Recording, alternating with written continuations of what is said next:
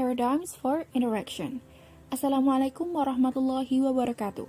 Perkenalkan, kami dari grup 4 yang terdiri dari saya sendiri, Tiara Melati Putri, lalu ada Syarul Sirajuddin, Husein Bagaskoro, Fajar Apriyadi, serta Alfian Kahfi. Pada video kali ini, kami akan memaparkan materi terkait paradigma dalam interaksi manusia dan komputer. Nah, sebagai informasi, sebagian besar materi pada video kali ini diambil dari buku Human-Computer Interaction pada tahun 2013, karya Alan Dix, John Finlay, Gregory Pote, serta Russell Beal. Beberapa poin penting yang akan dibahas pada video kali ini antara lain. Yang pertama, apa sih paradigma itu? Lalu yang kedua, apa itu paradigma dalam interaksi manusia dan komputer?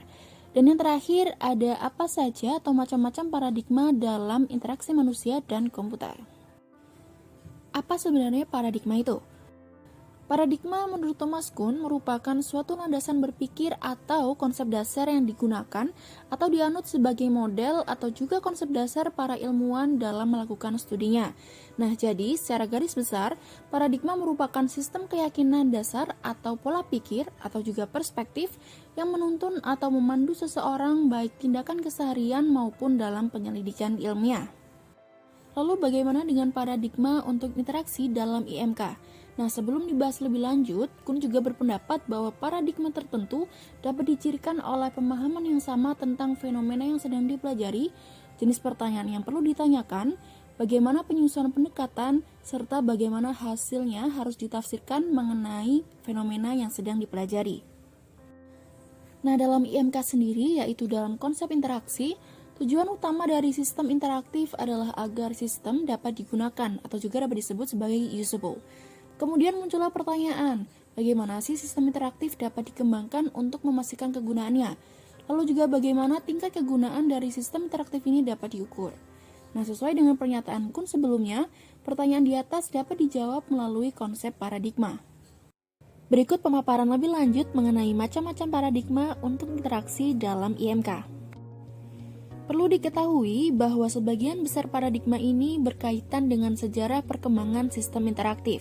Oleh karena itu, memahami sejarah IMK sendiri sebagian besar tentang memahami serangkaian perubahan paradigma. Time sharing memungkinkan satu komputer dapat digunakan atau didukung oleh banyak pengguna.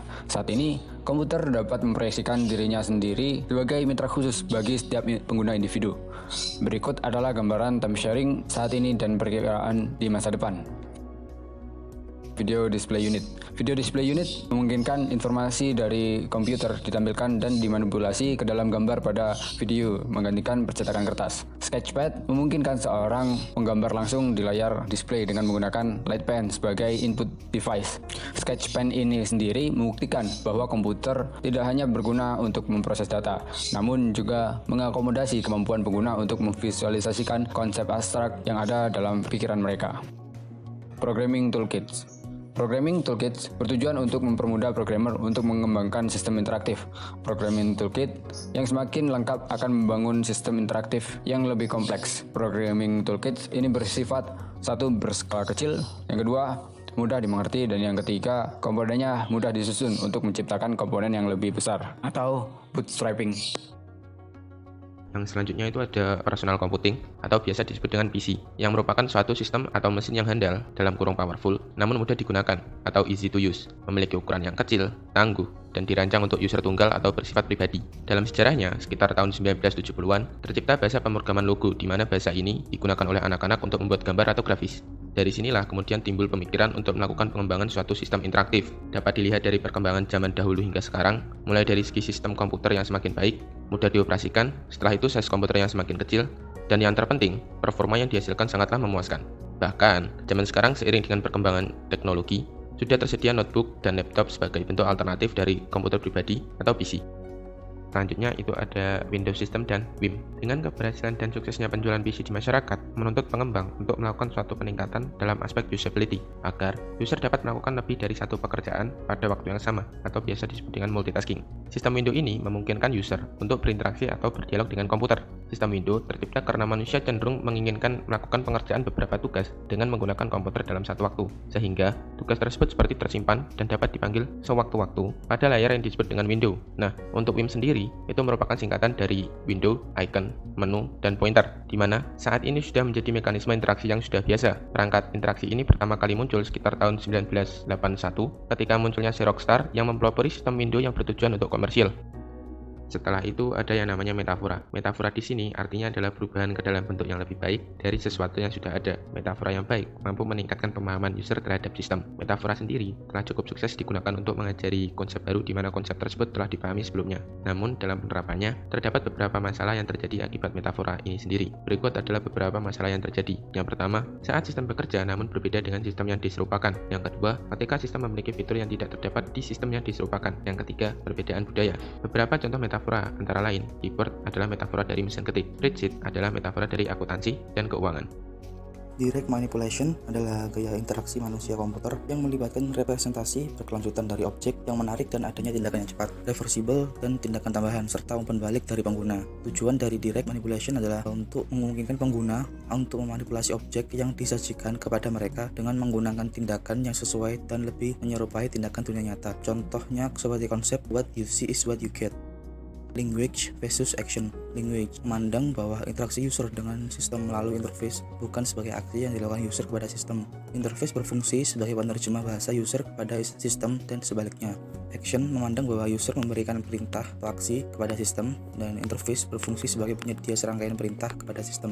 Paradigma tindakan dan bahasa tidak perlu dipisahkan sepenuhnya. Misalnya, sistem menafsirkan aksi pengguna sebagai skrip bahasa yang kemudian dapat diikuti.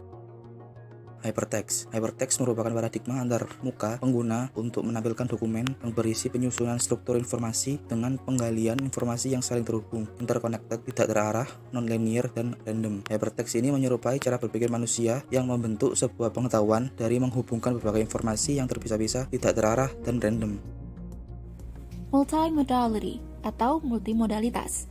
Mouse dan suara merupakan salah satu contoh bentuk perangkat input-output. Masing-masing perangkat input-output ini dapat dianggap sebagai saluran komunikasi untuk sistem dan disesuaikan dengan saluran komunikasi manusia tertentu, seperti penglihatan, pendengaran, sentuhan, dan lain sebagainya. Sistem interaktif multimodal adalah sistem yang mengandalkan penggunaan beberapa saluran komunikasi manusia. Dalam pengertian ini, semua sistem interaktif dapat dianggap sebagai multimodal, karena manusia selalu menggunakan saluran visual dan sentuhan mereka dalam memanipulasi komputer. Manusia secara alami memproses informasi dengan menggunakan saluran yang berbeda secara simultan.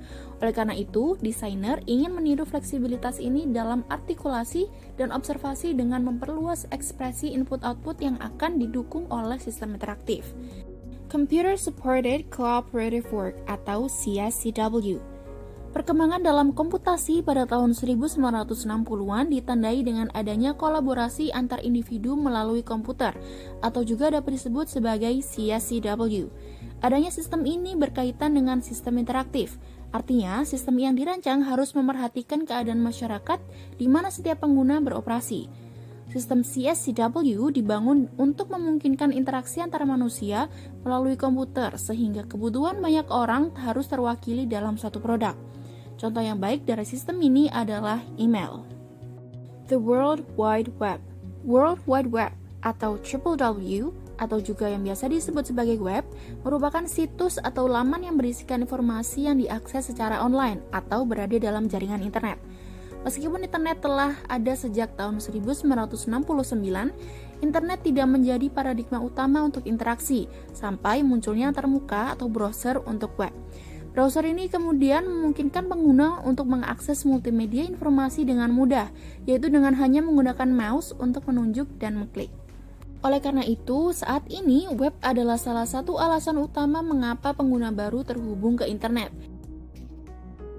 Agent-based interface. Agent merupakan seseorang yang bekerja untuk kepentingan suatu entitas. Begitu juga dengan agent, perangkat lunak yang bertindak atas nama pengguna dalam dunia elektronik. Sehingga yang disebut agent-based interface adalah agent yang bekerja untuk kepentingan user. Masalah utama dengan agen semacam itu adalah mengembangkan bahasa yang cocok antara manusia dan agent yang memungkinkan pengguna untuk mengekspresikan tujuan. Beberapa contoh agent-based interface sendiri adalah filter pada email dan rekomendasi pada laman YouTube.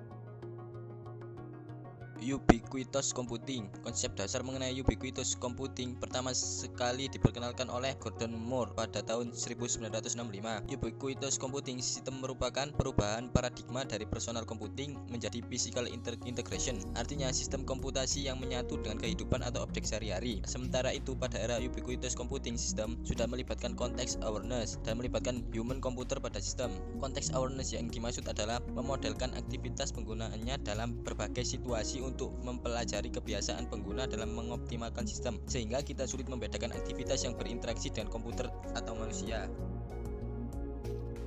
Sensor and context aware. Sensor digunakan oleh sistem untuk mengumpulkan data user atau environment sebagai input bagi sistem. Sebuah informasi dapat dikumpulkan dari sensor yang ada di lingkungan, seperti detektor gerakan ultrasonik, sensor berat, kamera video, halaman web yang dikunjungi, detak jantung, dan lain sebagainya. Informasi ini kemudian digunakan oleh sistem yang membuat pola tentang histori kita dan konteks saat ini untuk memodifikasi antarmuka eksplisit yang kita tangani, seperti memodifikasi opsi menu default atau menyesuaikan pendingin ruangan. Jadi, secara garis besar, sensor based and context aware interaction mengharuskan sistem memiliki kecerdasan atau intelijen untuk memperhitungkan data input dan melakukan prediksi dengan tepat.